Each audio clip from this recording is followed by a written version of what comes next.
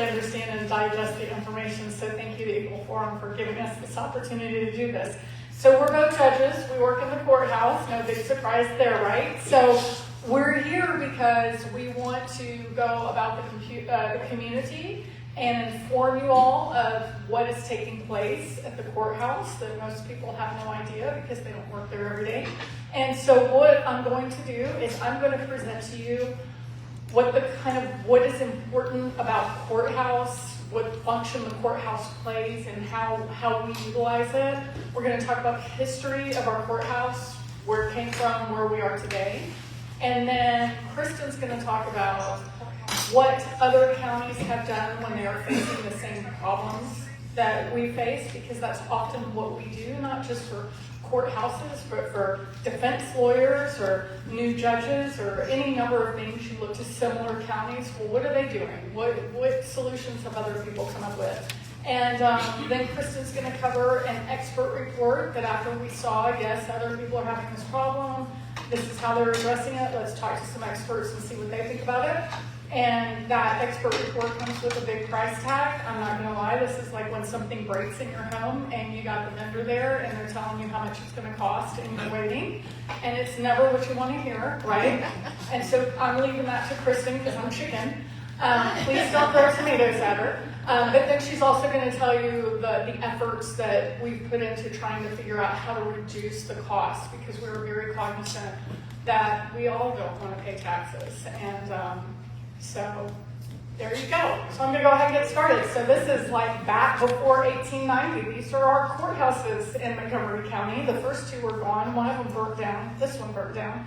And then they replaced it with this one. This is a World War II era courthouse. It still is the skeleton for the courthouse. They've added on to it. So that was built in 1936. And then do I tell you or do I click it? Click it, Dale. Get it. You get it. Okay. So last night, if you were at Commissioner's Court, this was adjusted for them.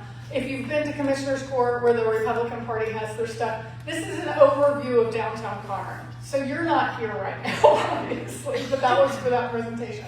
So this is our courthouse complex. This right here is that building right here in the middle that I just showed to you. This is 105. Across from 105 is what is our county court at law building. It's an ancillary courthouse because we outgrew the main courthouse. And then there's a little alley behind it that's marked in red that we'll be talking about later. And then on the other side of that is an administration building that also houses all of our felony courts. And then over here is another administration building that houses our jury assembly room, and also another court that they use for the Attorney General hearings for child support. Okay, next slide. Okay, so we all remember this, right? Yes. So I think the sign is gone now. But this is what I want to talk to you about. How do we use our courthouse? What happens in the courthouse?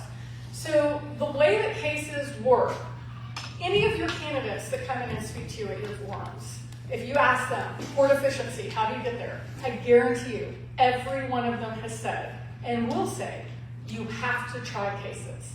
You've got to come to the office, you've got to do your job, you've got to push these cases forward, you have to try them, right? Because what happens? No one wants to go to trial, believe it or not.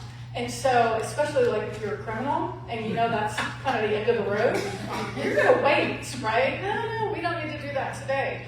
And so the way that you get people to either go ahead and make the decision and take the plea, or get them convicted another way, is you have a trial. And then when they see it's going to happen, they're like, okay, time's up, I'm going to have to get the best deal I can, or I'll take my chance with the jury. So y'all get that, right? Those are trials that takes up the courtroom. But what's not happening when a trial is happening? There's only one of us, right? We're the judge. All the other things that we do to dispose of cases. In criminal cases, there's a plea docket where those people come in and they have to sign a whole bunch of paper and they get admonished of all sorts of things. And they take pleas. In civil courts, we have motions and all sorts of things. So when we're in trial, quite often those things aren't happening. And so that's slowing down efficiency. And what we do to help when we get a lot of cases in courts is we'll get other judges to sit our regularly scheduled dockets for us, or we'll hire an associate judge and they'll run those dockets while we're in trial, okay? And so when those structures aren't there, that's when you get to the point where, okay, we're either doing a docket or we're trying our case, but we're not able to do both. And then things start getting backed up. That's when caseloads get backed up because you're not able to effectively do both. And you have to have the space in the courthouse to be able to facilitate people coming in and getting that done. So we call this Don't Harris County or Montgomery County because that is exactly one of the things that, one of the reasons that Harris County is having so much trouble with their court systems is because they don't have enough courts, they don't have enough judges, and part of the reason is because they don't have the space. So if you will hit the next slide. Ooh. Man. Snowstorm. It's like the golden Fort Knox. We're all going to find out. Elon's going to let us know. Do you know something we don't know? Not yet. I have my suspicions. Okay, so I kid you not. We have given this presentation 3 or 4 times now. We started a couple of weeks ago. And this article, so we've had that thing about Harris County in it the whole time. This article published yesterday. And everyone on our presentation committee went, and there it is. And so this is the article talking about Harris County Commissioner's Court broken. They need 5 additional courts to address the backlog. Now I'm going to tell you, I sit on part of a committee in Austin that studies courts, studies everything. They do studies on how many courts every county needs every 10 years. I know from being on that committee, Harris County needed, the last time we did that study a couple of years ago, they needed 26 new courts, okay? So this is the tip of the iceberg. Now I guarantee you the people in Harris County don't know that, but so it's good that they're getting 5, but that is nowhere near what they need. And if you go to the next slide, yeah, amen. This is what stuck out to me. Even though they have that big, beautiful building, and actually they have 2 of them down there, part of the plan, securing a location for the new courts will be part of the plan. So part of the holdup is we don't have a place to put these courts. But we'll give you a pointer. Oh, cool. Thank you. And the top of it is they're talking about why that this is important, because they want their community to be better. The system is broken. They don't like what's happening there. And so now they're like, hey, we have to bring these courts in. But at this point, it's going to take them a long time and a lot of money to dig out of that. And that's part of the reason the judges are like, we need to get out to the community, because Montgomery County is sitting on that precipice right now. So here's the history. This was the little court, the little one in this corner. That was the guts of the main building that's from 1930-something. Then in 1966, they added, so you can see it right there, they added these wings onto it, much to the chagrin of the Historical Commission. They did not like that. But there's our wings, and that kind of helped us house some more courts. And then in 1997, the next thing that happened, and this was 105, remember I told you the county court building was across 105. So that's the county court building, and there's that crosswalk you've seen if you've ever gone down 105 in downtown Conroe. This was 1997. They acquired this building. It was an office building, and that is now where most of our county courts sit, and my court sits in that building as well. So this is interesting because 1997, that was over 25 years ago. The population was 500,000, less than it is sitting right now. This was the last time any consideration was made to what are we going to do for the future of where we're going to put our courts. This was the last acquisition that was made to house courts. So, what's happened since 1997? U.S. grew 24%, Texas grew 57%, Montgomery County almost 200%. So we have almost tripled from when that building was acquired.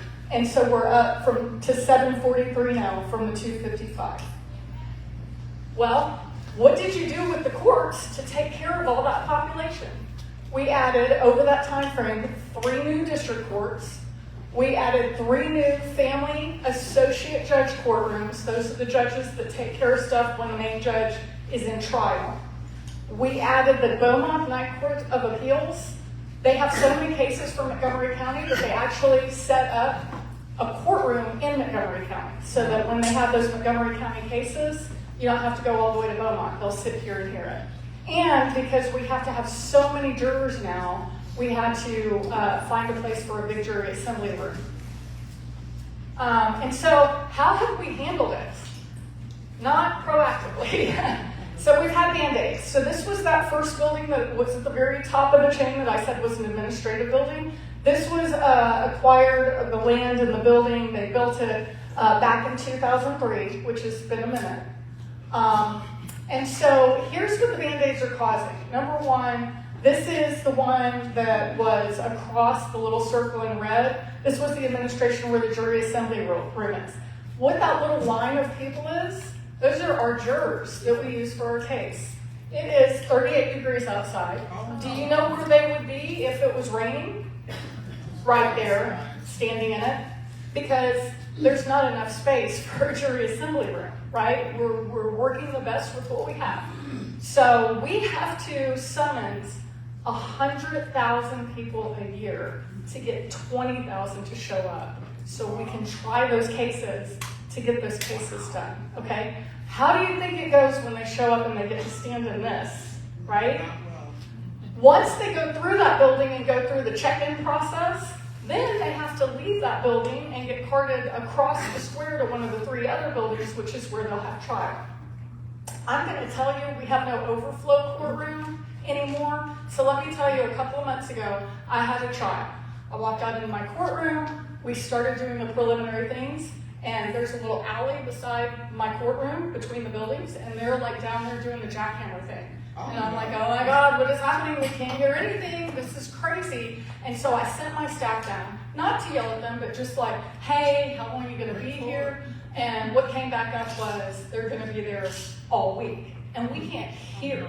We cannot hear. We literally can't hear in the courtroom what's going on. And I'm like, okay, find me another courtroom. Find me another courtroom.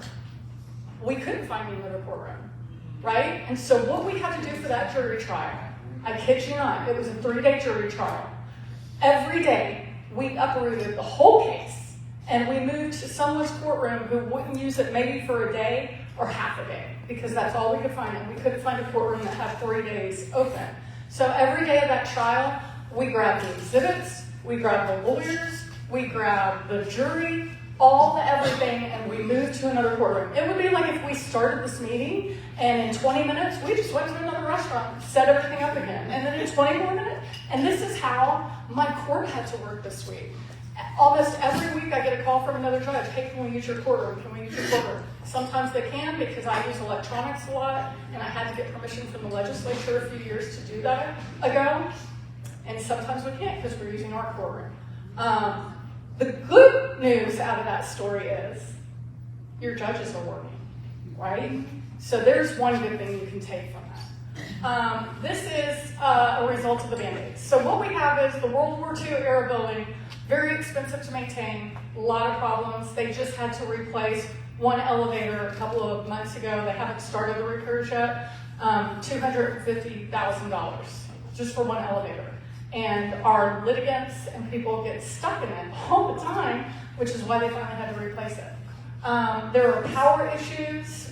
There's no reliable generators, so that when that stuff goes down, bad things happen. We can't carry forward. If we had appropriate generators, we might be able to still go forward and be able to have court. No overflow courtroom, we just talked about. Safety issues. So here's the thing. We've had umpteen gazillion safety studies done on our courthouse complex. It is not securable.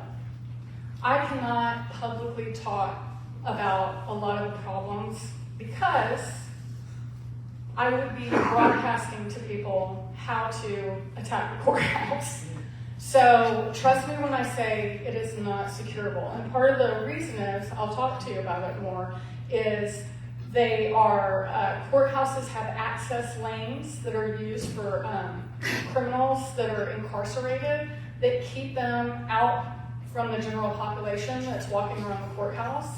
And because these, number one, the first building was, back in the 30s, they didn't do that back then. The jail was actually on top of the courthouse. But the other buildings were office buildings. The one that they bought was an office building. The other one was supposed to be an office. So these channels just aren't built into the structure, and it's not something you can backload. Is I here? Jesse. Jesse, He's right back there. any thoughts on what y'all have to go through with these inmates, getting them in and out of there? And I know you can't go into it, but is it safe? Jesse, can you come on over to a microphone? Oh, I didn't want to do that to you, but I'll just, I know you can't talk about it personally. I think I can say generally my biggest concern is how inmates arrive at the courthouse. Because just like in the building, there's nowhere to segregate them from the public or the judges. There's nowhere outside to actually safely deliver them. If y'all have ever been to the jail, you know what a sally port is, a big garage where you pull in to offer security. We don't have anything like that. So we'll have to unload large numbers of inmates in unsecure locations, and we make up for that just by as many cops as we can, right? So it's not efficient, it's not good, it makes my skin crawl most of the time when I'm out there. And I'm just hoping we can get something done before the inevitable happens. But I think I can say those things without giving up too much info. I think that's in the presentation as well, but it is not a secure way to do it. And if y'all have any specific questions after, I'll be glad to answer them. Sorry, I didn't mean to put you on the spot. I'm in my dad's name. Okay, oh, I'm sorry. It's okay. I mean, that's a good name. It's okay.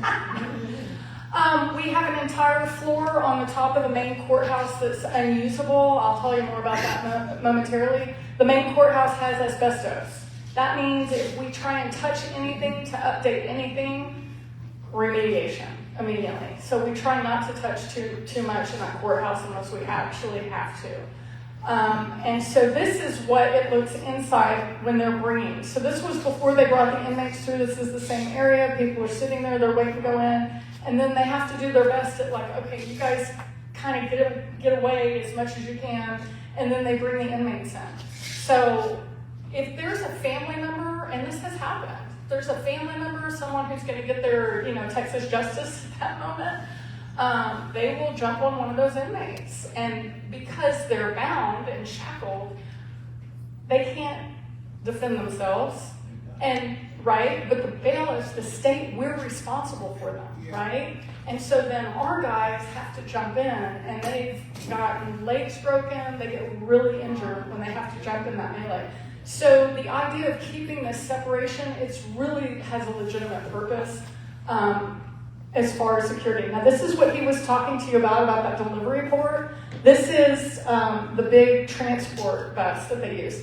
It does not fit. That's the alley that was in red. It doesn't fit back there. So this is, here's the inmates. So you see all the officers. Now mind you, when they're all out there receiving that transport, guess where they are not? Inside the courthouse, okay? But they can only do, so much. We're all working with what we have there. And so they're all out there basically trying to get these guys into these buildings. All right, so the last time this came up, 2022, we had a county court at law number 6. The first question they asked myself and Judge Gilbert when we walked in and said, we need another CCL, here's the number. The first question, well, we don't have space. I wanted to say, well, whose job is that? But I didn't.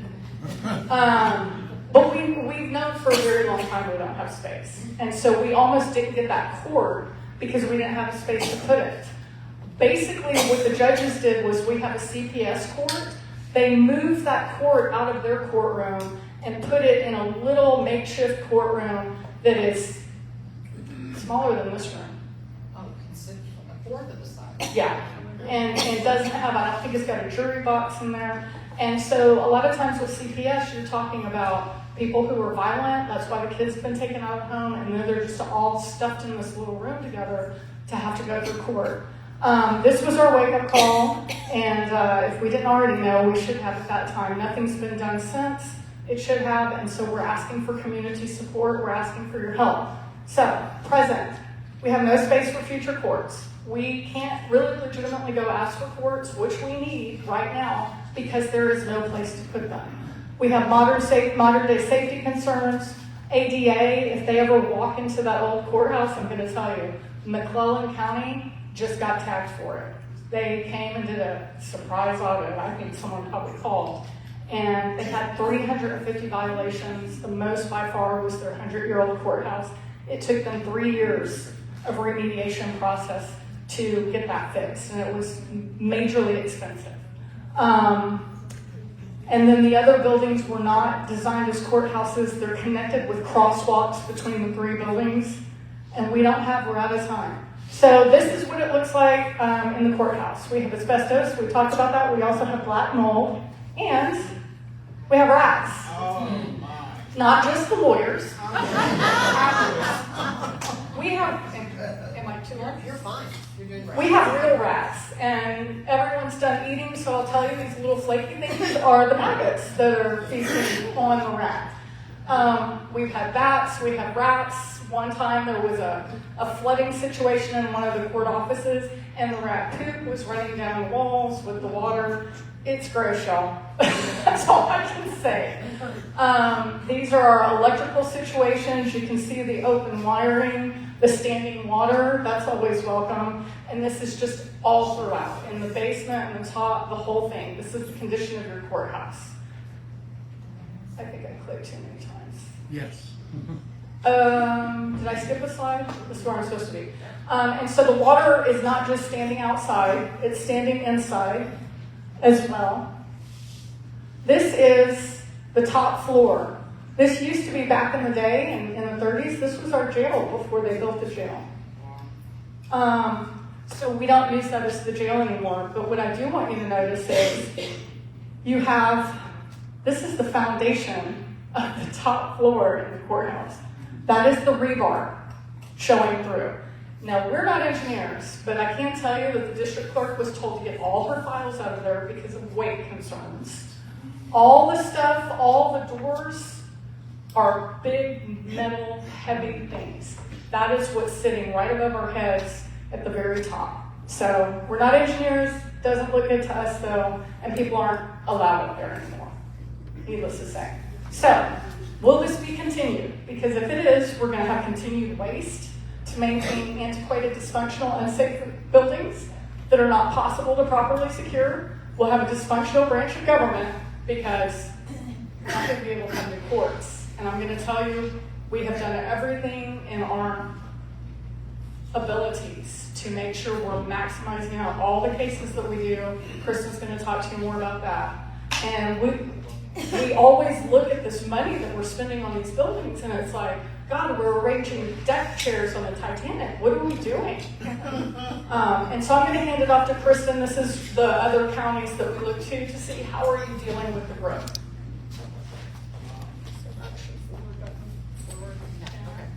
All right. What could go wrong? All right, learn how to do PowerPoint right on the fly.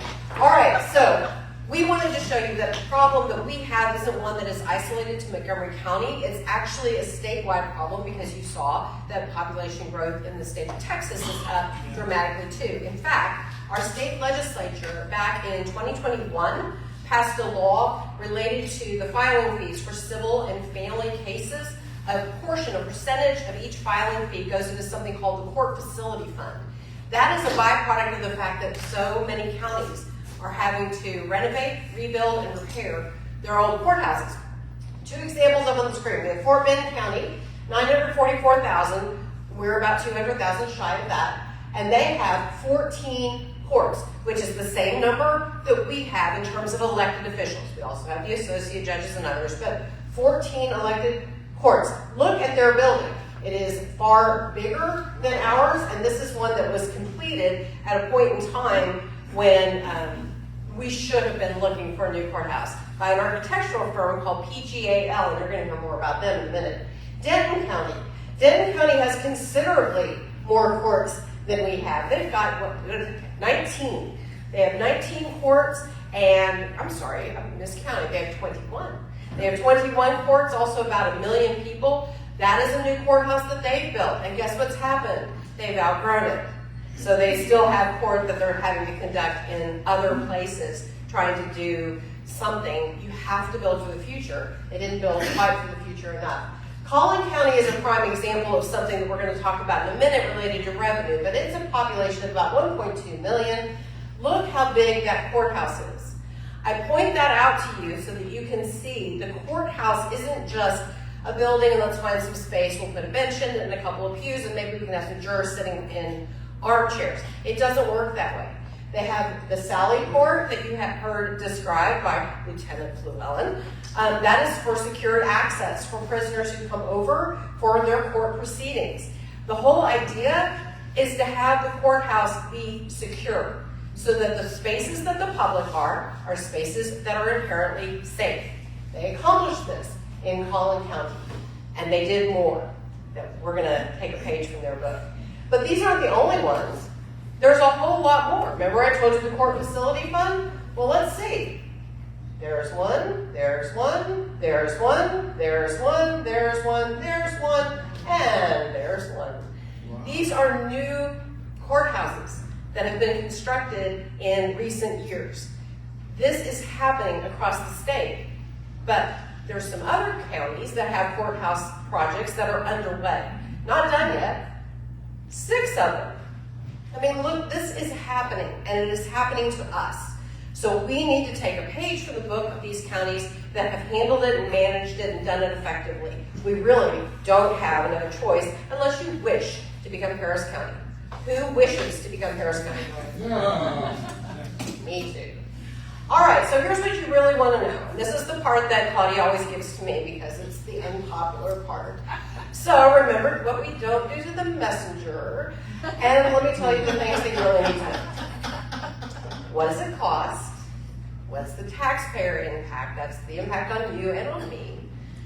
And what can we do to lessen the taxpayer expense? The project cost. This is the sticker shock. This is the part, get ready, take a deep breath. Be very mindful. We have gotten 5 plans. They range between 131 million and 185 million. I would point out that just moments ago, we heard about the removal of a wastewater pipe for, what was it, 300 million? So really, we're giving you more bang for your buck with this courthouse. So I'll just point that out. Suddenly the price doesn't seem so high, does it? But let me tell you what that price represents. We had that architectural firm, one that did Fort Bend County's courthouse. It's called PGAL. They are architects and engineers. It's the county's vendor. In 2022, they drew plans for us, not construction plans. We can't build anything off of what they've drawn. They drew conceptual drawings, land plans. They looked at what our needs were and evaluated it, and they did an analysis and a study and a pricing. These are the prices that they came up with after a year of studying the project. So this isn't just we're spitballing. This is actually what you're looking at. Now, the dollars are good through 2024, so you may see a little bit of an increase on the amount, but it won't be substantial because it's March of 2025. We're close. Should have happened years ago, I'm going to remind you, but we're close. So what do you get for these big price tags? Well, first of all, we're building for the future, 20 years into the future. We do not want to run into a situation where, like in Collin County, we've already run out of room. So this is 20 years into the future. It is a single structure. It's 291,000 square feet. We have 161,000 square feet now. Again, we're really building for the future. I would point out that we're going to build it for 28 courtrooms. We're going to build out 20 courtrooms right now. We will have shelf space to build 8 more in the future as we need them. And then there will be 1 major cases courtroom. Really a good example of why we need such a thing comes from the 457th and the jury trial they're having right now, right, Lieutenant? I mean, how many parties do they have right now? It's like 12. So we sometimes need a bigger space to be able to conduct court because there is a larger audience or perhaps a larger number of parties. I want you to pay attention to the fact that we're building 20 courtrooms now. We have 20 judges now. We have the elected officials plus the associate judges, 20 judges now. We have 17 courtrooms.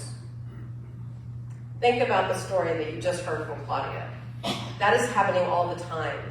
We are sharing our court space. It's time for us to actually move the ball forward.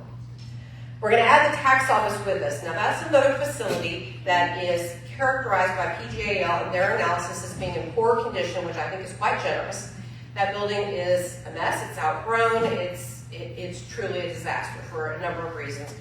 Trust me on that, it is a disaster. And they need a new facility. Now, the tax office, as you can imagine, carries a lot of cash. So they have to have a sally port to have secured access for license plates and for all the cash that goes in and out of the building. Putting a sally port on something can be an expensive project. So the good news is we're trying to do 2 capital improvement projects in one. We put the tax office in the new courthouse and we share the sally port. We're good neighbors, folks. That's the jail holding facility discussion. We will build, if we build in downtown Conroe, we can't build a jail. There's not enough land for us to pull it off. If we build outside of downtown Conroe, then we can add a jail on too whenever the commissioners decide to vote on a new jail. If it's in downtown, however, we didn't want to just say, well, sorry, we did all we could do. We did more. We found a way for PGAL to have drawn a 6,000 square foot building that is a holding facility. It is a place where prisoners can spend the entire day. So they come over in the morning, and they go back to the jail in the evening. People who are arrested at the courthouse during the day will go into the holding facility. They can be booked there. They can be held there. It is basically a mini jail. What that means is that instead of the multiple times each day, how many times each day, Jesse? On a busy day, up to 20, back and forth. 20 back and forth. Wow. Right? We'll be down to 2. 1 in the morning, 1 in the afternoon.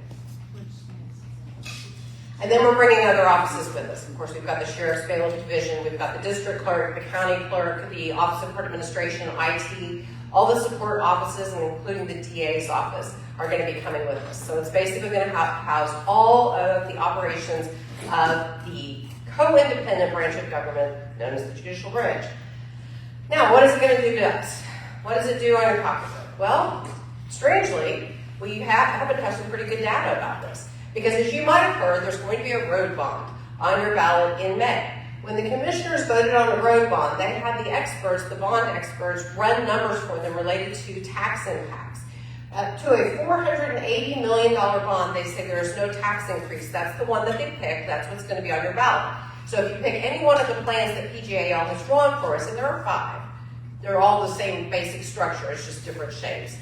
But if you pick any one of ours, we're going to fall into bond scenario number 2. That's going to run you ½ cent per $100 of value for your property. $100,000 house. It's $5 a year. Just an extra $5. It costs you more to get in here tonight than what it will do for your pocketbook. In fact, it's less than the price of a cup of coffee. And yet, we don't like doing this presentation and talking about these big numbers to people. So we come with things to help defray that expense as well. There's a whole laundry list of them. I'm happy to talk in more detail about them afterwards, but it sounds like I'm reading from an IKEA how-to manual to put something together, so I'm just going to go through them very quickly. We have a capital improvement account that has already been established for the tax office. Since they're coming with us, we can tap into it. That's $5.6 million cash that we already have that we can put down on this project. What else? That court facility fund. That's the one that I talked to you about before, a percentage of each filing fee. As of the last count, which was the end of fiscal year 2024, September of 2024, that is the balance in the account, just shy of $550,000. Every time someone files a lawsuit, more money goes into that account, to the tune of about $17,000 a month. Then, once we have built a new courthouse, we can sell all the old buildings except for the 1936 courthouse. More on that in a minute. But those other 3 buildings that Claudia was pointing out to you, we can sell them. They are on the MCAD tax rolls at $24 million. Those are Class B buildings that would go for between 145 to 155 square foot. Given the square footage of those buildings, you're looking at a price tag of $28.8 million to $30.8 million on the sale, which is a huge payment against any principal debt related to the new courthouse, all at once. So what else can we do? When we tap back into the court facility fund, remember that fund continuously grows. And so anytime we want to tap into that fund, we are able to do so. We anticipate that it brings, historically, it brings about $200,000 a year. Again, money that we can use to help pay down any debt.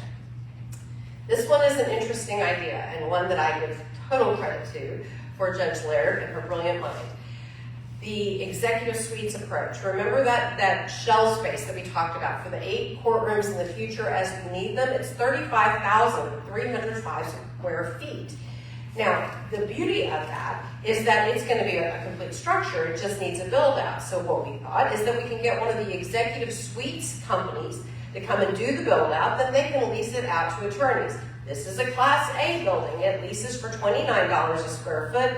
So basically another $1.2 million in revenue for the county while we don't need that space. It doesn't just sit empty. It instead helps to pay down the debt. Next up, remember I told you we were going to talk about Collin County again. This is what Collin County did with their old courthouse. They got with the Texas Historical Commission. There's lots of grant money out there. We've already been asking for some of that grant money because, again, we're respectful of the fact that we don't want to ask too much of the taxpayers. In any event, they had their old courthouse renovated with some of those grant funds from the Texas Historical Commission. And then it became an event center. Weddings, wedding receptions, conferences, conventions, family reunions. So the center gets rented out to folks who want to rent it.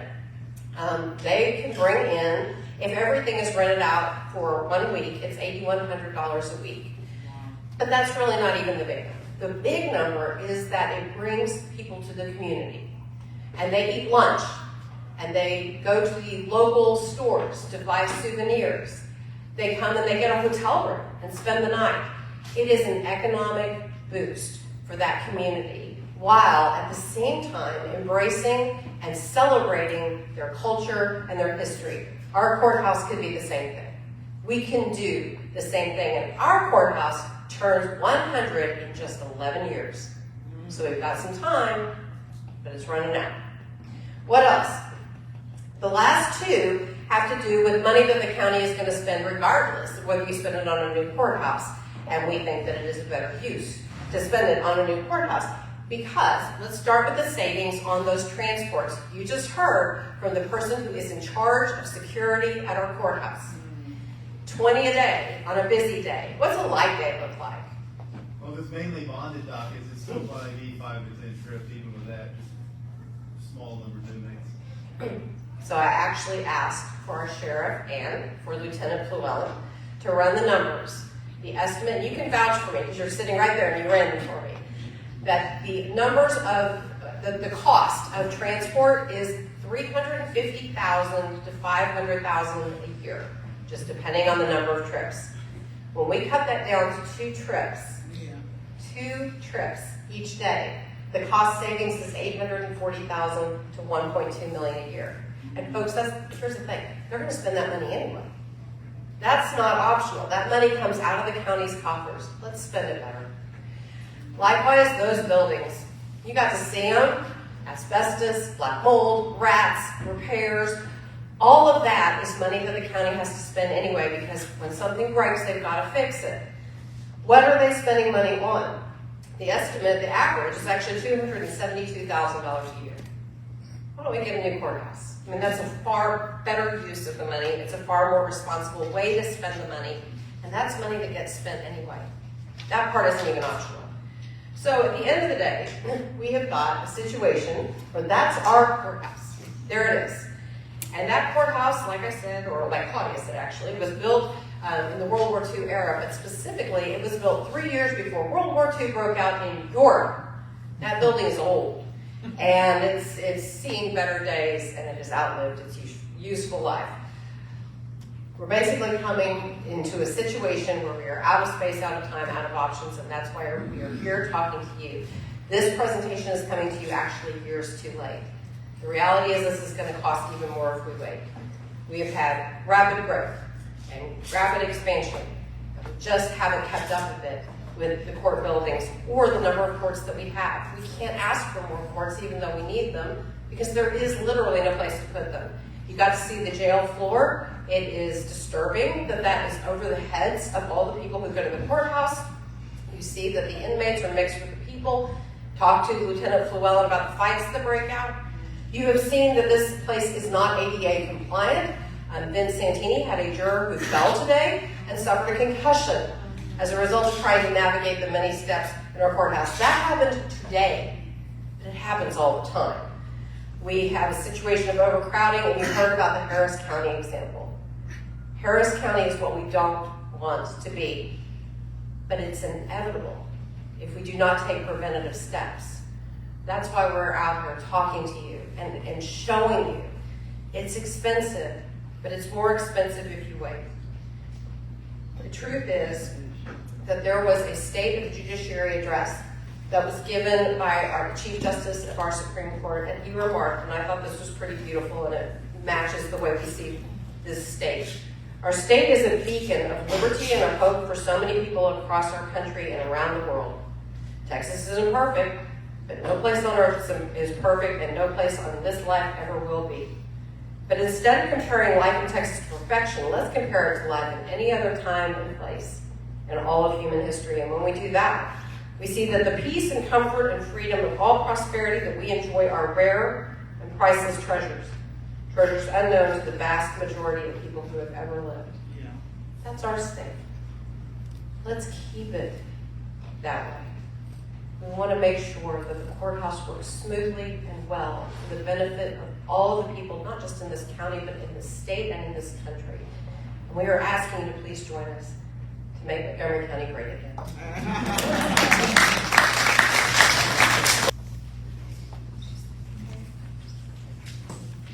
Yes, where exactly are you planning on the new courthouse being built? And when do you anticipate the possibility of it being started and completed?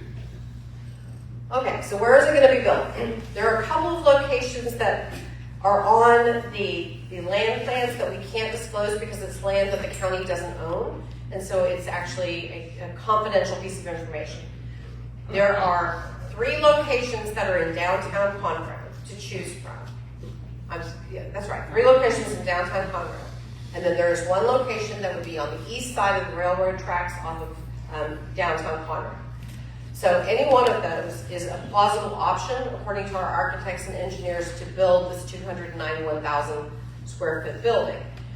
Where they will build it, I don't know. That is a decision to be made by our commissioners. And then you ask, when will we be moving in?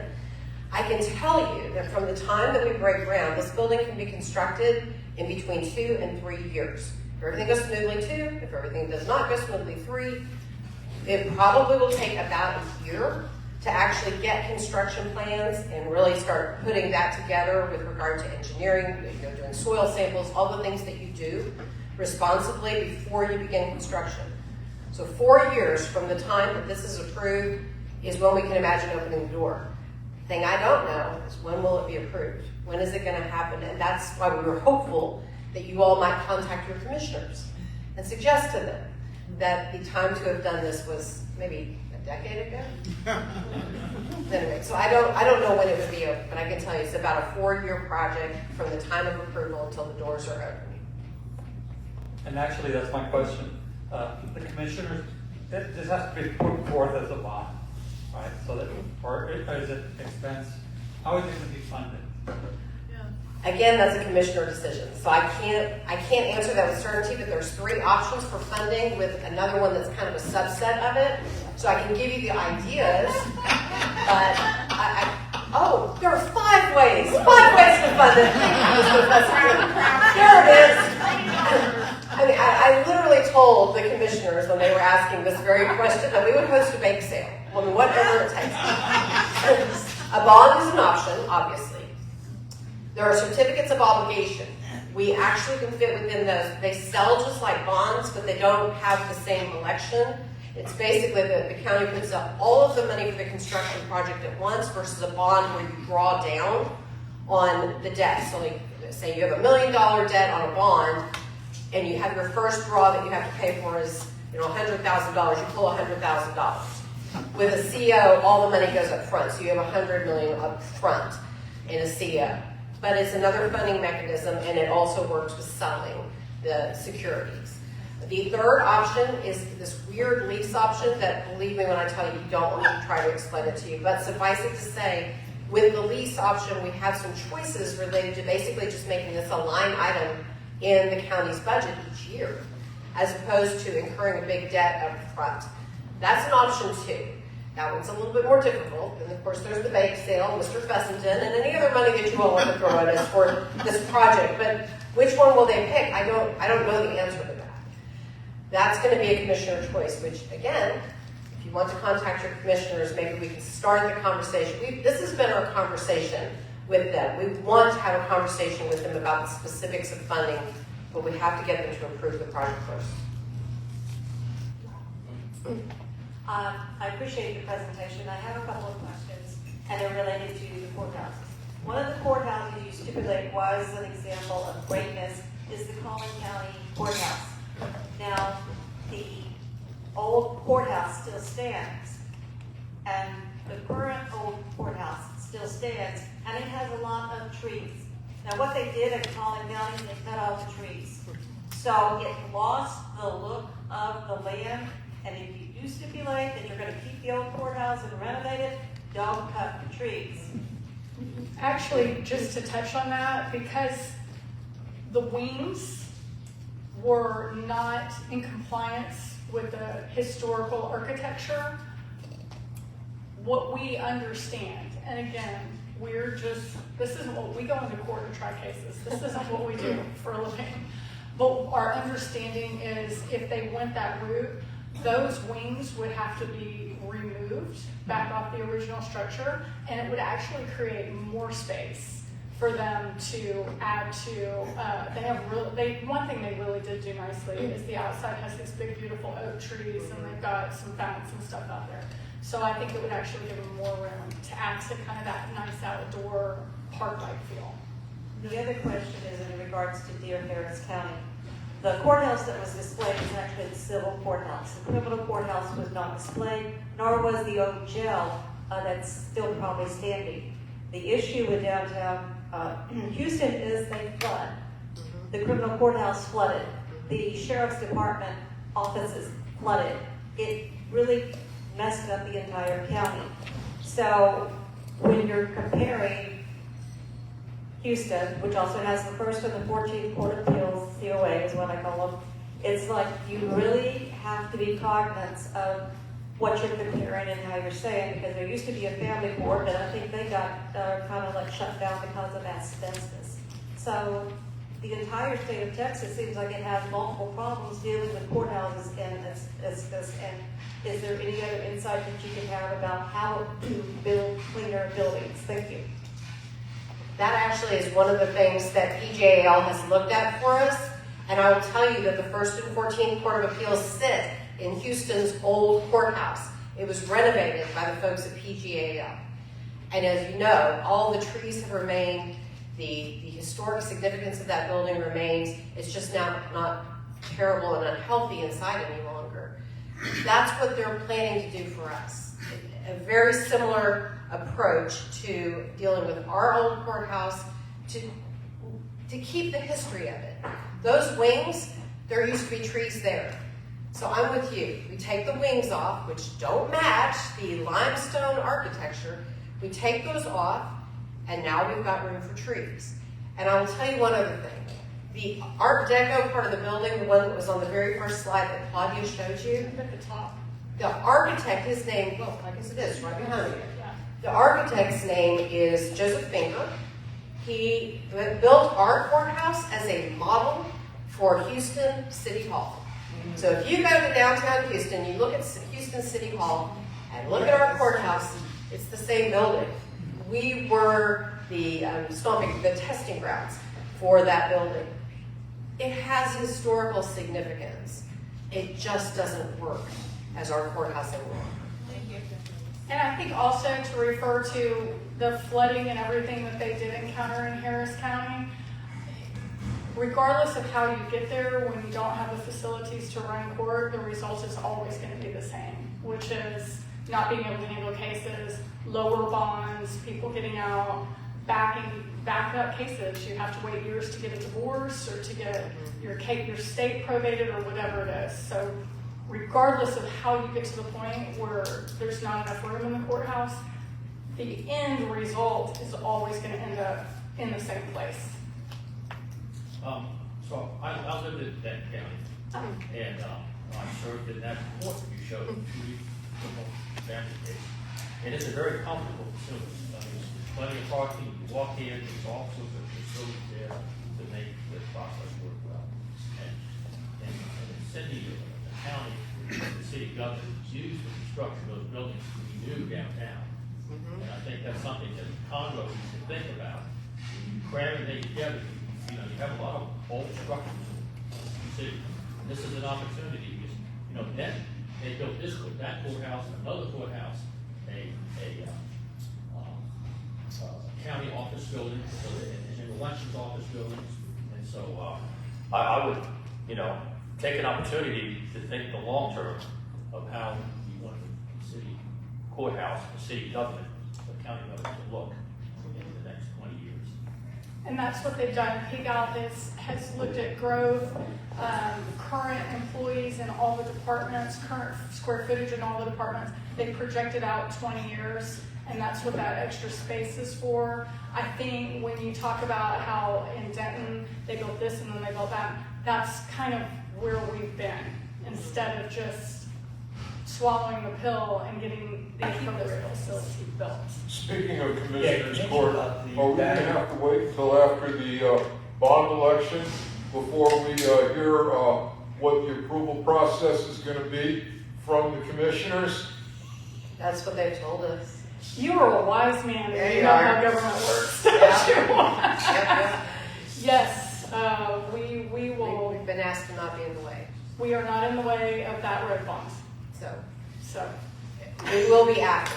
But that is on your ballot for the first Tuesday in May, which at this point in time is about 2 months away. And so then we will become very noisy towards the end of May. So by Memorial Day, we will be back at it again. but at this point, the commissioners have, as of Tuesday of this week, I think, they did a resolution basically accepting the PGAL presentation, our presentation that we made to them, and acknowledging that a courthouse is something that is necessary in Montgomery County, and that they're acknowledging that it needs to happen. So we're not going to kick the can down the road again. Thank you. That's such a good way to say it. That term has been used several So many times by times. Commissioner Riley. Yes. He keeps saying, we are not going to keep kicking this down the road. When he kicks in again. It needs to be done. So, needless to say, there are 5 of them. And quite frankly, part of the problem, and I'm just going to be blunt, is there's 5 of them, right? And so, Commissioner's Court tends to change about every 2 years, right? So you get one who's on board with it, and then you might get an opponent, and then, oh, well, maybe we should wait, or, oh, we have this road bond. And so you have a continuing changing dynamic about politically what's happening, whose opponents, when the next election is, and it has resulted in the kick the can down the road. I mean, quite frankly, that's exactly how we got where we That's are right now. exactly how. There's one other thing I'm determined to throw it out, because I meant to tell you this in my presentation and I forgot. When PGAL did these studies for us, it actually began in 2019 with a general capital improvement project study for all of Montgomery County. And the courthouse made the list. That was followed up in April of 2022 for a facility study that was supposed to look at 2 things. One was, can we use the current facilities and get them secure? The answer was no. And the second thing was, do we have a way to carve out more space where we can build out courtrooms and basically create more space for courts? And the answer was again, no, which is what then caused the Commissioners Court in June of 2022 to commission PGAL to do a study about a new courthouse. This study has been in with the numbers, the pricing numbers that I showed you for the sticker shock. That's been in the hands of this county since June of 2023. So it is time to get it done. And just so you know, those studies that PGAL was commissioned to do, the first cost $45,000, the second $35,000. If we're going to ask the experts for their advice, we ought to take it. And I am thrilled that the commissioners have signed a resolution saying that they will take that advice. We want it faster. So if y'all can help us in that regard, Buildings. ever so much. Did the commissioner? And what I want to ask you, how important is getting our families grounded and rooted in truth and in commitment to each other. A father being the head of the house, the mom being the support system, the children being nurtured under two people together to bring out their destiny. Because I'm seeing a lot of wages being paid because of sin and neglect. So I'm going to commit to praying for you beautiful ladies because your hearts are beautiful. They really are. And I don't want us to just see throwing money and buildings at the problem, because we're dealing with the fruit on the branches of the tree instead of dealing with the roots. Well, if we could fix everything you just talked about, we wouldn't need but a fraction of the courthouses that we have. That's right. That's exactly what my point comes from. And I mean, family law cases, even probates, people are gonna die, but you don't have to come in the courthouse and scream and fight, and and it's families. It's families. And so, ooh, I've got chills. So yeah, that's a whole different aspect of it. But yeah, if we can fix those problems, you save a lot of grief for everybody, no doubt. And thank you. But That's so nice. realistic. We need new space. That's crazy. We can hold a prayer rally out there. I mean, I'll try. Kristin and I will try anything. We will set cookies. We'll have a prayer service out there with I tell her about everybody. pavers, am I allowed? Oh, I know. She keeps telling me not to. We can sell pavers, and people can put their names on them, and we can sell them. And, They have them out in front of the courthouse. they do. That's where the idea came from, and I didn't, it wasn't original. It wasn't original to have them outside. It's a great idea, but I think she said, well, how much you could, well, she came up with this number, like $5,000 or something, and I was like, we're asking Commissioner's Court for $160 million. I can't tell them we found 5,000. Get bigger numbers. I'm doing the best I can. Well, you could have golden bricks like we're trying to do to get people into the United States. And, if you pay $5 million up front, then anything that happens in court, it's kind of pushed aside. We have another funding source, is they actually are trying, to get some of the money from Austin. Mm-hmm. So our representatives and senators are trying to see if some of the money that they've already got set aside for different building projects around the state and I'm kind of like, listen, Montgomery County, we are the anchor. Like, we are the ones y'all wait for on election night to come in to keep you guys all in office. Please remember us. Like, I can't imagine a more deserving county than us. Totally agree. And not even if it wasn't the whole amount, but just enough to kind of avoid a tax increase or anything like that. So we could pray for that. Acquisition That would be building. awesome. As a one-time, And what I want to ask you, how important is getting our families grounded and rooted in truth and in commitment to each other? A father being the head of the house, the mom being the support system, the children being nurtured under two people together to bring out their destiny. Because I'm seeing a lot of wages being paid because of sin and neglect. So I'm going to commit to praying for you beautiful ladies because your hearts are beautiful. They really are. And I don't want us to just see throwing money and buildings at the problem, because we're dealing with the fruit on the branches of the tree instead of dealing with the roots.